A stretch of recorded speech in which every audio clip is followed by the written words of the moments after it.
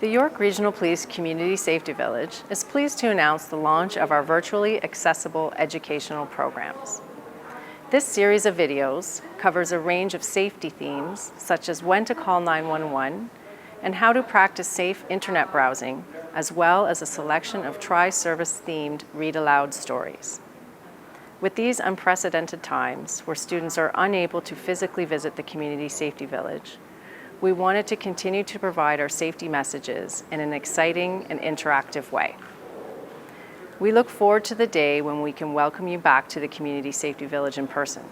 Until then, stay tuned and keep checking in for more videos and read aloud stories.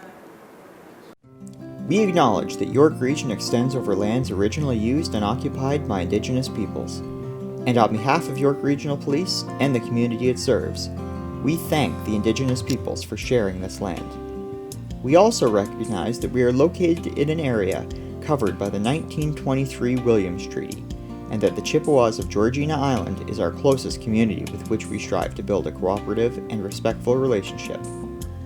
This statement of acknowledgement is offered as an act of reconciliation towards the Indigenous peoples who first called this land home and still occupy these lands today. The Community Safety Village presents How to Make a 911 Call with Miss Emily and Miss Selena. Hi everyone, and welcome to the Community Safety Village. My name is Miss Emily, and today we are going to be learning all about emergencies and how to call 911. Come on in and meet my partner, Miss Selena. Hi friends, my name is Miss Selena and I am going to tell you our learning goals and success criteria today.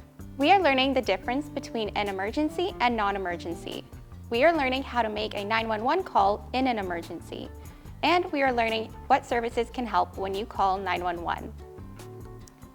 I can give an example of an emergency and a non-emergency. I understand how to make a 911 call, and I can name all 3 emergency helpers. Thanks, Miss Selena. Now that we know what we're learning about, let's get started. The first thing we're going to talk about is what a real emergency is. Can you tell the difference? An emergency happens when someone is seriously hurt or injured, your life or someone else's life is in danger, or there is a serious accident or crime. Let's look at a couple situations and think about if they're real emergencies or not. Your babysitter has fallen down the stairs and is not moving. This is an emergency. You failed a test at school. This is a non-emergency. There is a fire and you can see and smell smoke, flames, and the fire alarm is going off. This is an emergency. Your pet is lost or has run away. This is a non-emergency. Your friend is allergic to peanuts and they have accidentally eaten a snack that has peanuts in it and they are having a hard time breathing. This is an emergency. We have changed the clock for daylight savings time and you need to know what the right time is. This is a non-emergency. Thank you, Miss Emily. Now that we know the difference between what is and isn't an emergency, let's talk about how to call for help. Remember, we are only practicing today and we use a special machine for that. We are not actually making a 911 call. You should never call 911 for fun or for any reason other than a real emergency. We're going to practice a situation where you're home with a babysitter and they fall down the stairs and are not awake anymore. You're alone with your younger brother or sister. This is an emergency and you need to call 911. This is our special machine. It will show us exactly what happens when you call 911.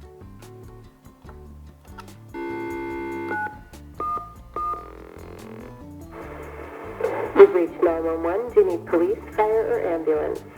I'm not really sure. Can you tell me your name? Selena, What is your address? 15 Main Street, What is your phone number? 123-456-7890. Can you tell me about your emergency? My babysitter was upstairs grabbing something and she fell down the stairs and isn't awake and she's not waking up. Stay on the line. I have some more questions for you. The operator might ask you to stay on the phone with them until help arrives. It's really important that you follow all the directions that the operator has for you. They know what to do and can best help you. Let's check in again with Miss Emily. Thanks, Miss Selena. We have 3 different kinds of helpers that come to help in an emergency. Can you name them all? This is a police officer. They arrive in police cars. They help in any way they can. This is a firefighter. They arrive in a fire truck and help when there is a fire. This is a paramedic. They arrive in an ambulance. They can help when someone is hurt or sick. That's all, Miss Selena. Can you remind us what we learned today? Sure, let's have a look.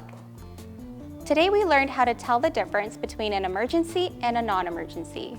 We learned how to make a 911 call, and we learned the names and roles of all 3 emergency helpers. Thank you for joining us at the Village today and learning with us. Stay safe, friends. Bye.